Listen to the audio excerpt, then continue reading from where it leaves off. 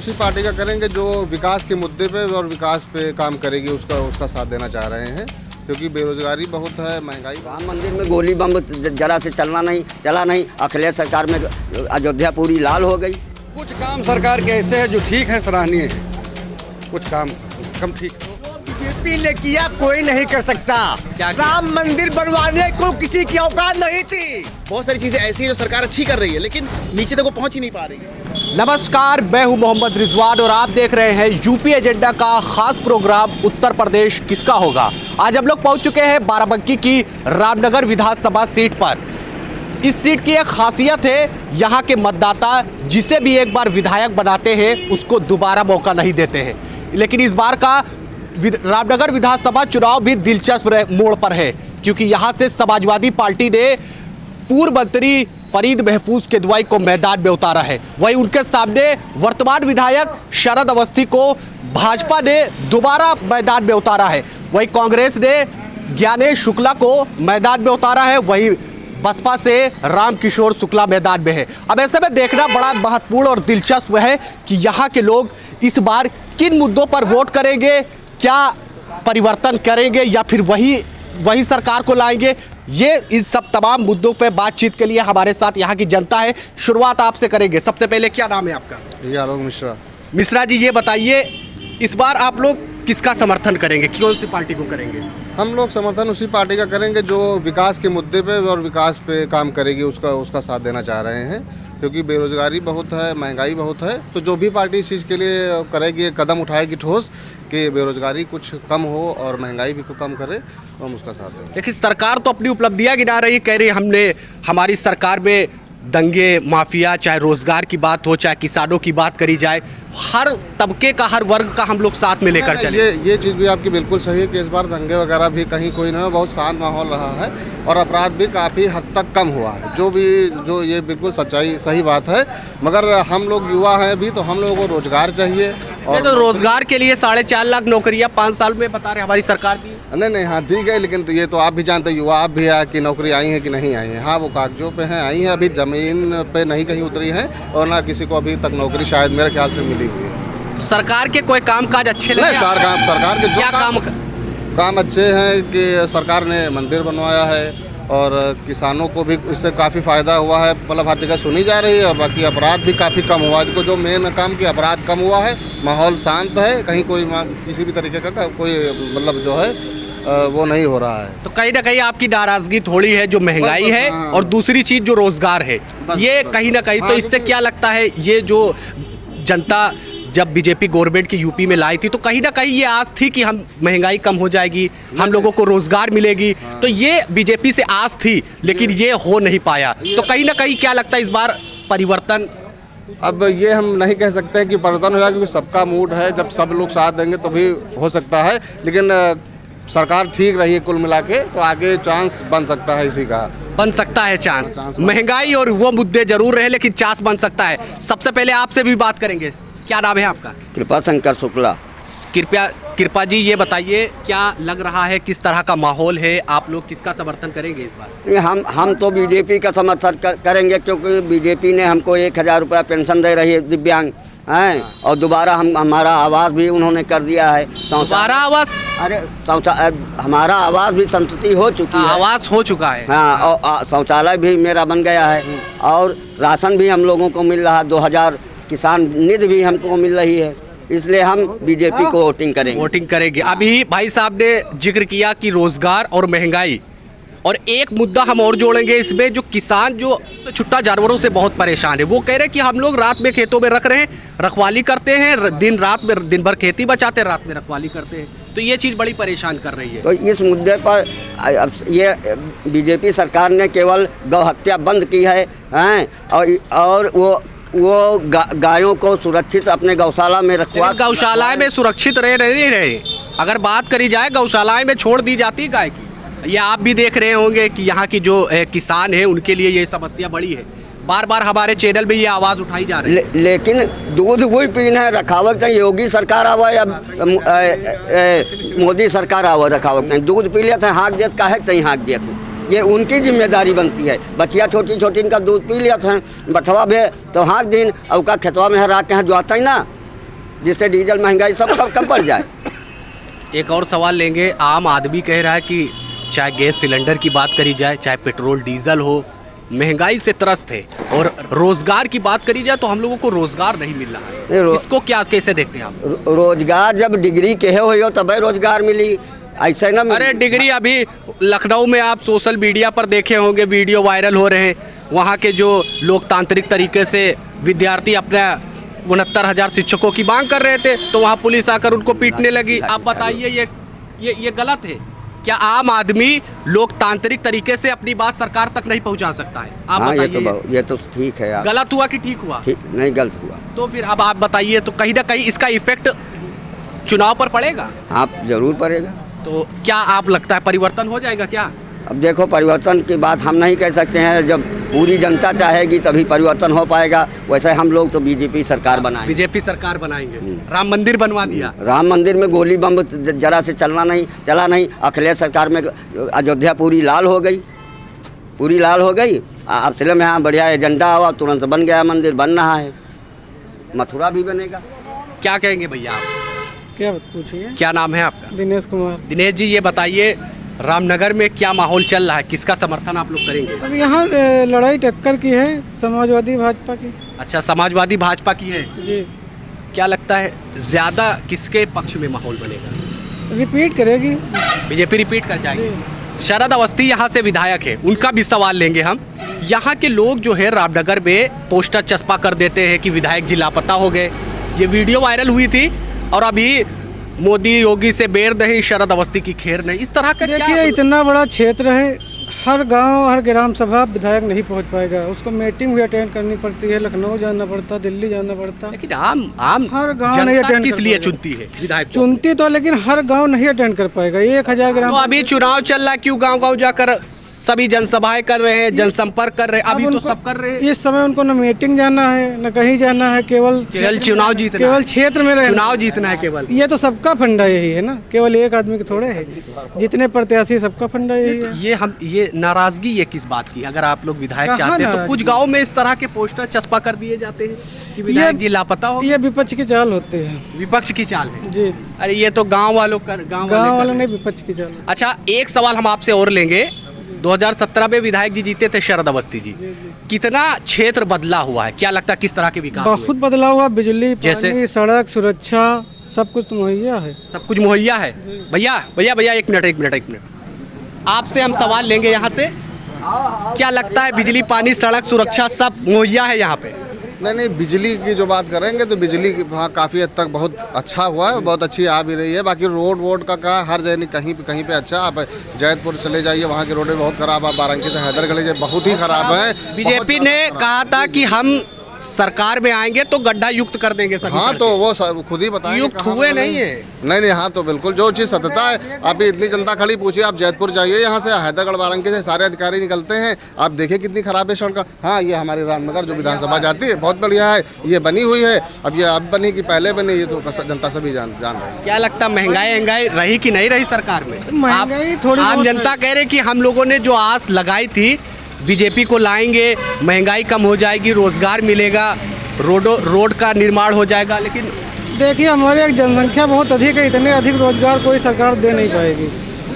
ये कहने की बातें हैं, जुमला है केवल।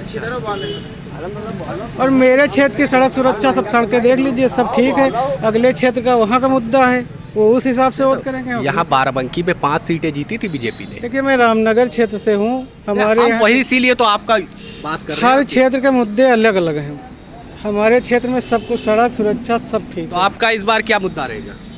किस मुद्दे पर? मुद्दा महंगाई थोड़ी कम हो बस जी। महंगाई और बाकी सरकार बेटर है, इससे बेटर कोई सरकार ही नहीं। क्या लगता है इससे बेटर कोई सरकार नहीं है? कोई सरकार नहीं। युवा है आप? हाँ ठीक है, सरकार बढ़िया है। बढ़िया रहे। रोजगार के लिए, नौकरी के लिए। अभी लखनऊ में 6900 शिक्षकों की मांग कर रहे थे तो वहाँ पे लाठियाँ चल गई, आप देखे होंगे युवा। हाँ देखा है। क्या लगता है? अब लगता क्या बताया जाए, कहीं ना कहीं सरकार इस तरह के जो वैकेंसी तो रोजगार मांग रहे हैं, दूसरी तरफ इस तरह का जो देखने को मिल रहा है, ये कितना आप देखते हैं? वैकेंसी तो कम निकाली हैं और इलाहाबाद में लड़कों पर लाठी भी चार्ज कराई है। महंगाई की अगर बात करी जाए, महंगाई भी ज़्यादा है। महंगाई कम क्या हो जाए। अच्छा काम रहा सरकार का? सरकार का अच्छा काम, राम मंदिर बनवा दिए हाँ मंदिर बनवा दिए बस। बस। और धारा 370 एक ही मुद्दे से सरकार नहीं बनती है। क्या कहेंगे भैया आप क्या कहेंगे? रामनगर में किस तरह का माहौल है? किसका आप लोग समर्थन कर रहे हैं? हम भाजपा का समर्थन करते भाजपा का। अच्छा, शरद अवस्थी जी यहाँ के हैं। कुछ सोशल मीडिया पर उस दिनों चर्चा हुई थी कि विधायक जी लापता हो गए, इस तरह की खबर चली थी।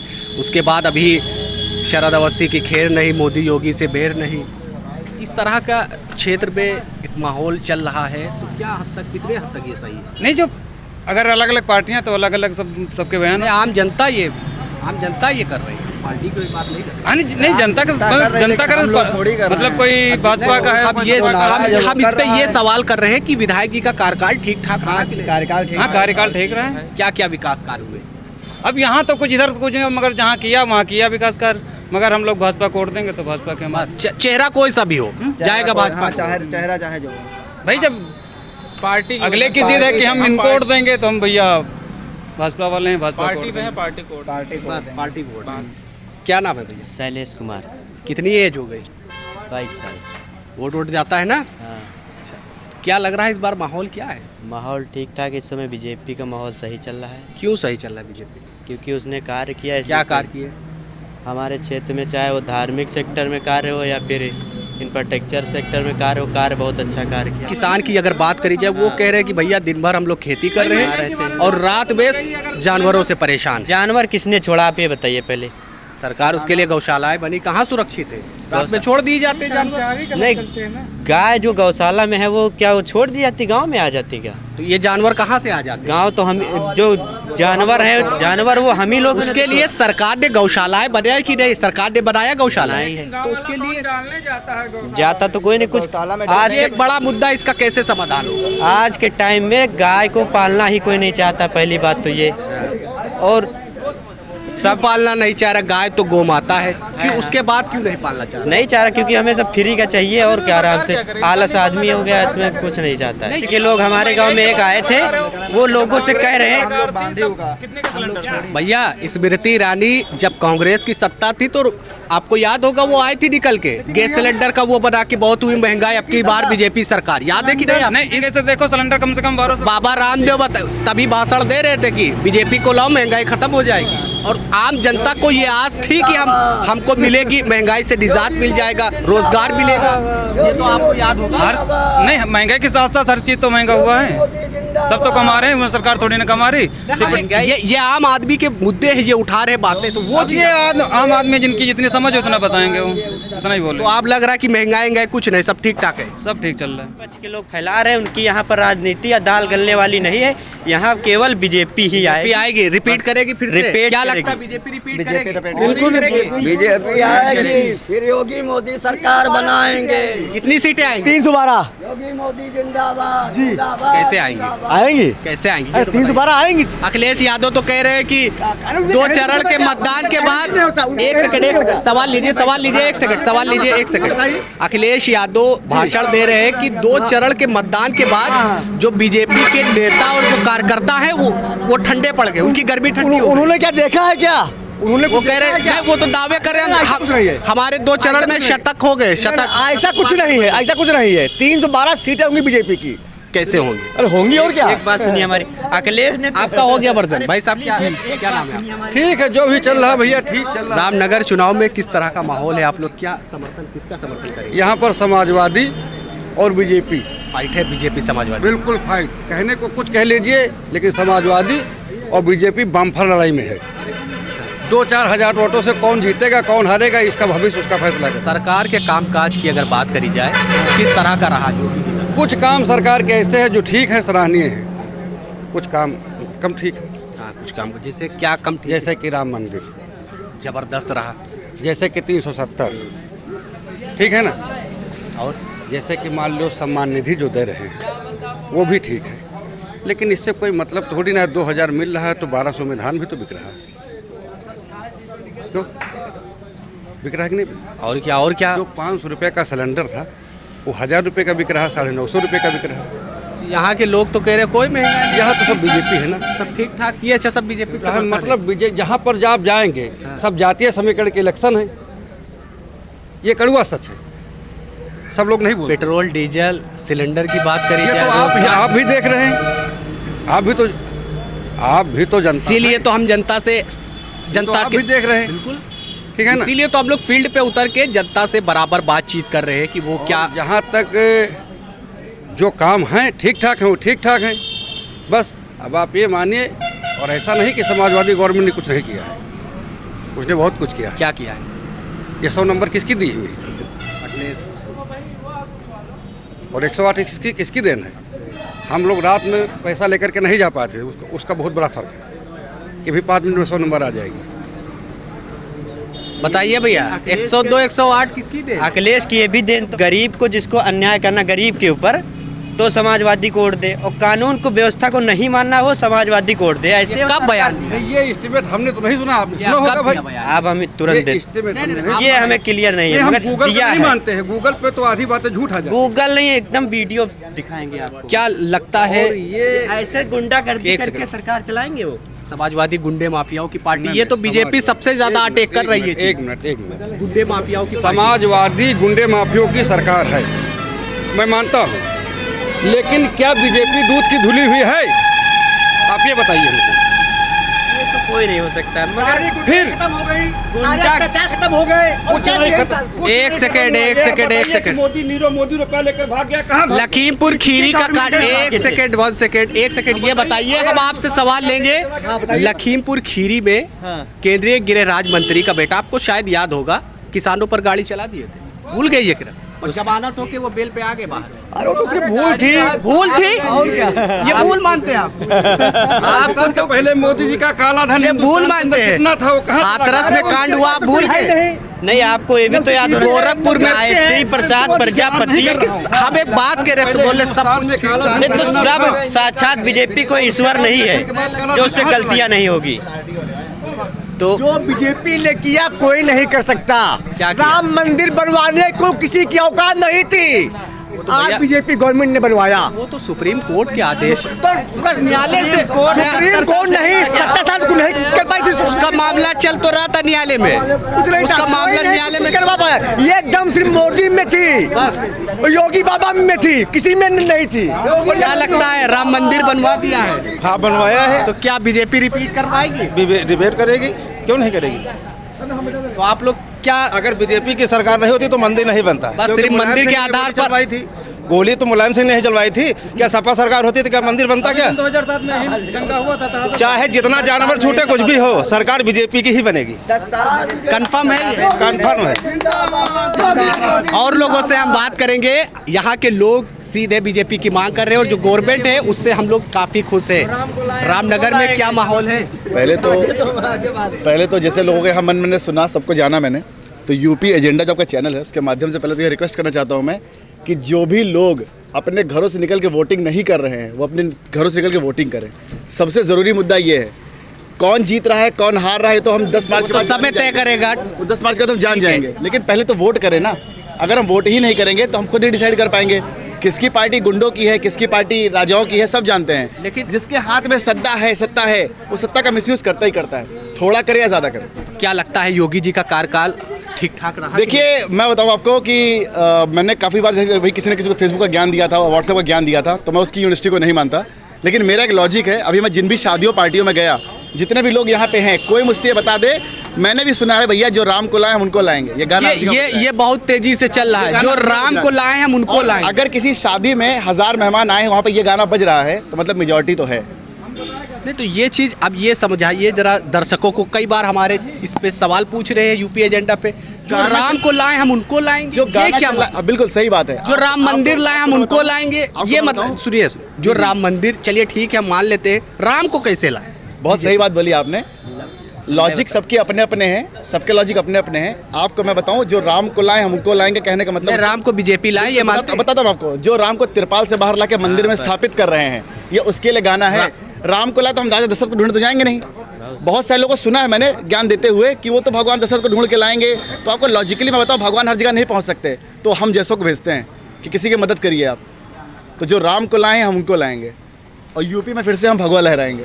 तो क्या लगता है, और अगर आम मुद्दे की बात करी जाए, आम लोग कह रहे हैं कि रोज़गार हम लोगों को नहीं मिला, महंगाई से त्रस्त रहे, किसानों की बात करी जाए तो वो छुट्टा जानवरों से परेशान है, तो इस तरह की समस्याएं रही इस सरकार में, तो इसको कैसे देखें? मैं बिल्कुल आपको बताता हूँ, लोग सरकार पे चले जाते हैं, लेकिन मैं आपको बहुत अच्छी बात बताता हूँ, एक अगर जो गाँव के रहने वाले आम जन हैं, अगर वो खुद से खुद की मदद करना चाहें तो उनको सरकार तक जाना ही नहीं पड़ेगा।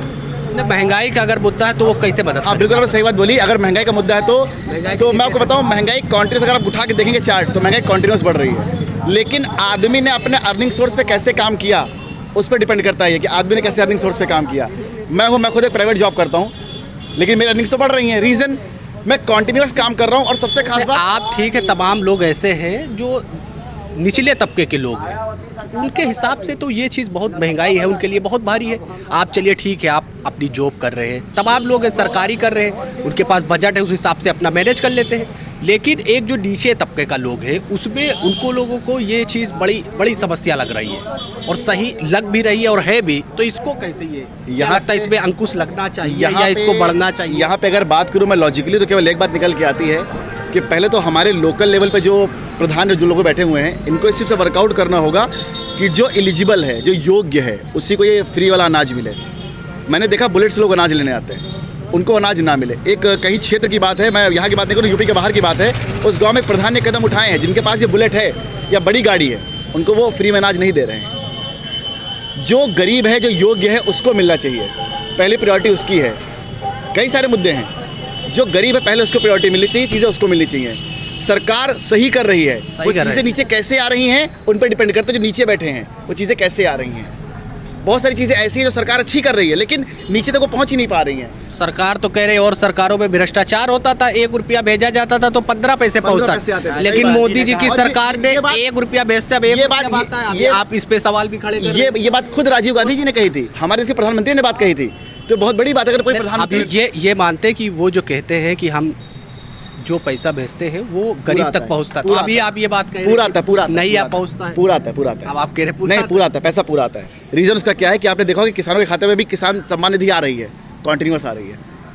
और मैं आपको खुद बताऊं, जो लोग मोदी से पैसा ले रहे हैं, ये पैसा मैं दो मोदी से नहीं कहूँगा, सरकार जिनको पैसा दे रही है, मैं सरकार की बात कहूँगा। और सरकार पैसा दे रही है, अब लोग उसके बाद मोबाइल में रिचार्ज कितना सस्ता हो गया, मैं आपको बताऊं, मैंने तो वो रिचार्ज भी देखा है, 2 रुपये 65 पैसे पे एसटीडी कॉल होती थी 1 मिनट की, आज फ्री में कॉल कर रहा हूँ। तो यार दोस्त, डिफरेंसेस तो आए हैं ना। तो क्या लगता है, सरकार ठीक ठाक है? फिर से रिपीट कर पाए? सरकार अच्छी है, और ये मैंने पहले के चैनल के माध्यम से मैंने लोगों से अपील करी थी, फिर से करता हूँ कि आप वोट ज़रूर दीजिए। सरकार किसकी आएगी ये 10 मार्च के बाद सबको पता लग जाएगा। धन्यवाद। क्या लगता है, क्या नाम है आपका? अजय गुप्ता। गुप्ता जी, ये बताइए किस तरह का माहौल है रामनगर विधानसभा? माहौल देखिए भारतीय जनता पार्टी का है, और सरकार भाजपा की आने वाली है। क्यों आने वाली? अब भाई उन्होंने काम इतने ऐतिहासिक काम कर दिए जो किसी सरकारों के बस का नहीं था। जैसे ऐतिहासिक काम, अब जैसे सबसे ऐतिहासिक उत्तर प्रदेश का सबसे बड़ा ऐतिहासिक काम राम मंदिर का ही है, उससे बड़ा आज तक कोई ऐतिहासिक काम ही नहीं है। 50 वर्षों से चला आ रहा, कोई सरकारें बहुत सारी बनी आई गई, लेकिन किसी का कोई मतलब ही नहीं रहा। भारतीय जनता पार्टी एक ऐसी सरकार है जिसने कहा भी, अपने पहले ही उसमें कहा था कि हमारी सरकार बनेगी तो हम इस पर निर्णय लाएंगे, तो राम मंदिर कहा भी और किया भी, निर्णय भी ले आए। राम मंदिर सरकार ने बनवा दिया, ठीक है। और जो अगर बात करी जाए महंगाई, चाहे डीजल पेट्रोल की बात हो, चाहे गैस की बात करी जाए, चाहे किसानों की बात करी जाए, तो इस तरह की महंगाई या इस तरह की समस्याएं कोई माने नहीं रही। नहीं, देखिए महंगाई तो ऐसा कोई विशेष बड़ा मुद्दा नहीं है, क्योंकि कभी किसी ज़माने में 20 रुपये लीटर बिकता था डीजल, और उसके बाद जो है 60 रुपये तक डीजल पहुंच गया। तो उस समय क्या भारतीय जनता पार्टी सरकार कहीं नहीं थी, तब वो क्यों 20 रुपये से 60 रुपये लीटर आ गया था। भारतीय जनता पार्टी की सरकार अब 7 सालों से है, मान लीजिए, उसके पहले अदर सरकारें थी, तो वो क्यों नहीं 20 रुपये तक रोक पाई उसको क्यों 60 रुपये तक लेके गई।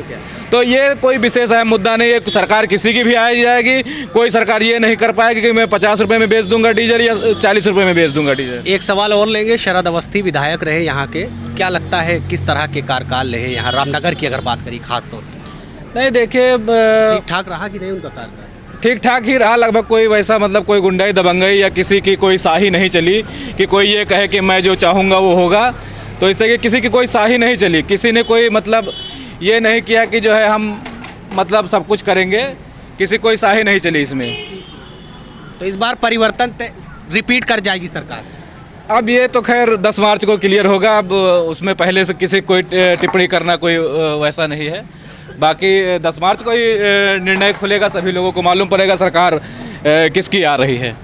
तो ये यूपी एजेंडा का स्पेशल प्रोग्राम उत्तर प्रदेश किसका होगा, ये जानने के लिए आज हम आए थे बाराबंकी की रामनगर विधानसभा सीट पर। तो यहाँ से लोगों से बातचीत किए तो यहाँ पर कुछ लोगों ने बीजेपी को बताया कि सरकार वापसी करेगी, तो कुछ लोगों ने सपा का बताया है। अब ऐसे में देखना महत्वपूर्ण होगा, इस विधानसभा सीट पर एक बड़ी चुनौती है कि इस पर आज तक दोबारा विधायक जीत दर्ज नहीं कर पाया है। ऐसे में बड़ी चुनौती रहने वाली है, क्या बीजेपी इस सीट पर जीत कर पाएगी और सत्ता में वापसी कर पाएगी, या फिर समाजवादी एक बार फिर 2012 की तरह 22 पर वापसी कर पाएगी। इन तमाम जो नतीजे हैं वो तो 10 मार्च को ही तय होंगे। कैमरामैन सचिन के साथ मैं मोहम्मद रिजवान, यूपी एजेंडा।